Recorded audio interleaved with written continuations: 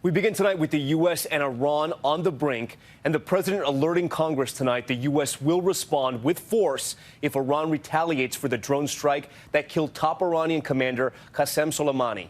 The casket carrying Soleimani's remains arriving in Tehran moments ago after snaking through a sea of mourners in other parts of the country. Today, hundreds of thousands of Iranians were in the streets. In Iran's parliament, chants of death to America. Tehran vowing swift revenge on American soil and announcing they will no longer abide by the uranium enrichment limits in the 2015 nuclear deal, a move which could put Iran on course to accumulate enough fuel for an atomic bomb.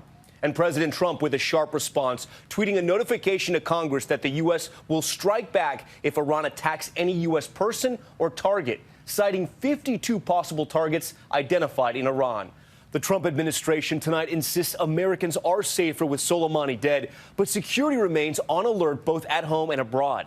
ABC senior foreign correspondent Ian Pannell leads our coverage tonight from Erbil, Iraq. Tonight, hundreds of thousands of mourners pouring onto the streets of Iran, a massive display of defiance towards the United States for the killing of General Qasem Soleimani. And that defiance now going beyond just protest. Tonight, the Iranian government announcing they're suspending commitments to the 2015 nuclear deal, abandoning limits on enriching uranium and stockpiling nuclear fuel. Support for these hardline tactics appears strong as members of parliament chant death to America. And in the streets, as Soleimani's casket is paraded around the country for 3 days, his supporters holding portraits of him, pounding their chest in anger and grief. The leader of Iranian-backed Hezbollah saying American soldiers and officers will be going home in coffins.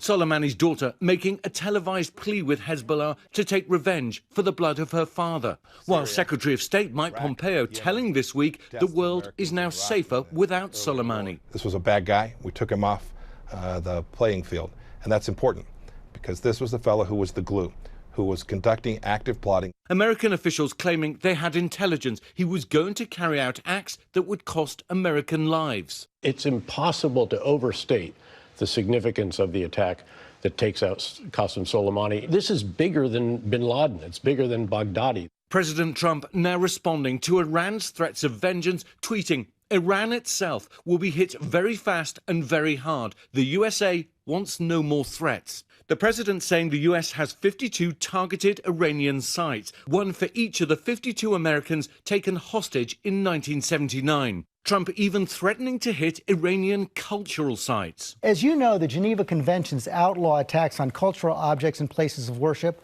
Our own DoD war manual discusses protection of cultural property. So why is the president threatening Iran with war crimes? We'll behave inside the system. We always have and we always will. All right, Ian Pannell joins us now live from Erbil, Iraq. Ian, today the Iraqi parliament voting to expel the U.S. military from the country, and this is just more fallout from the killing of Soleimani? Yeah, that's right, Tom. It's a non-binding vote, so American troops are unlikely to be leaving anytime soon. But it's really important as it shows the level of anger here. And tonight, another sign of that fallout. 3 rockets fired into the green zone near the U.S. Embassy. No injuries reported, but the question tonight is how far this will escalate. Tom?